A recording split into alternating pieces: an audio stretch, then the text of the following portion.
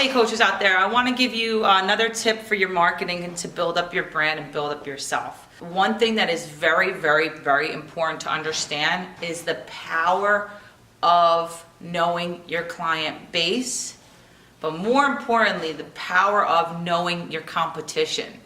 All right, so a lot of times we focus on, well, quality, you should come with us because we provide the best quality. That's not really what gets people through the door anymore. They want to know, why should they go to you specifically? What do you do different specifically compared to the guy or girl down the block with the same exact thing that they're offering? So that's why I created Cudit for all of you out there, because you know what? You have one up on the next person. So the first thing you got to do is you got to make sure that you look around at your competition around you. I always say it's best to know everything about your competition before your customers, because you have to beat them first. If you can make yourself stand out more than, stand out above the person down the block that also has a facility, well, guess what? Your customers are going to come to you, and you'll have a great reason why they should come to you. Now, if you're giving private lessons out of a facility, you have to stand out. Even if you're a team against your trainers, why are you better than your trainers? Now, sometimes, we get trainers that are just kind of walking through the motion, and you'll see that. But it's the ones that really want to stand out, that you're going to hear throughout the facility. You're going to want to spend time. You're going to want to hang out with them. You're going to want to watch them work. There's one key thing that a trainer does when they're really into it, which is what I still do. When a player's doing a drill, I literally will put the ball on and I move as the player's moving because I'm so in it with them. I have a trainer here that I'm thinking of specifically that she'll put the ball on, and when the player's moving, she's right in there with it. She's moving with them.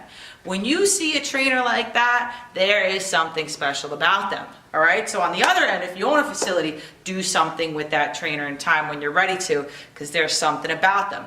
Now, trainers that are in-house, you have to market yourself that way as well. And if that's not in you, you got to find a way, because that stands out. It's like having two catchers and your catcher on a softball team. Two catchers on a team, your teammates, but you want to stand out. Doesn't mean you don't like the other girl. It means that you want to stand out a little bit more. You want clients to watch you work. You want to dominate where you're at. You want to get people turning their head to you. Now, that's important as a trainer, as a business owner, and as a head coach as well. So first rule you're going to do, know your competition, know everything about them. Second rule you're going to do, know how to differentiate yourself from them, how to stand out from them. Last but not least, forget about our services quality. It's not that. Think about the best and biggest marketing brands out there. Apple, Milk, Nike. Here's the deal with Milk. Milk used to sell themselves on pushing that that it's good for you. Meanwhile, it's not. Used to sell that it's good for you. Milk is good. Gotta have milk. And then they went a totally different route, promoting the absence of their product, but they made it cool, they made it funny, and they made it really, really catchy and cool. Cool to the people that they were selling to. And they promoted not having their item there, but they were catchy in their marketing. Nike sells shoes. You have to remember, Nike sells shoes. They sell an item. But when you look at a Nike ad, the last thing you think about are shoes. So it's not that you're selling the item itself. You're not selling lessons itself. You're not selling the drills themselves. You're not selling the clients that you worked with in the past themselves. You're selling the feeling that comes with working with you. So you're giving that power of confidence to the athlete. You're teaching them how to carry themselves. I always teach my athletes how to shake a hand when they first meet me. If I meet a client and, hi, how are you, I'm Coach Lisa, and they go like this, the little 8-year-old, and I say, nope, this is how you shake a hand, up and down firm, look at me in the eyes, 2 pumps, that's it. I say that right when I meet them, done, we're working together forever. If somebody taught my kid that, I'm working with them forever.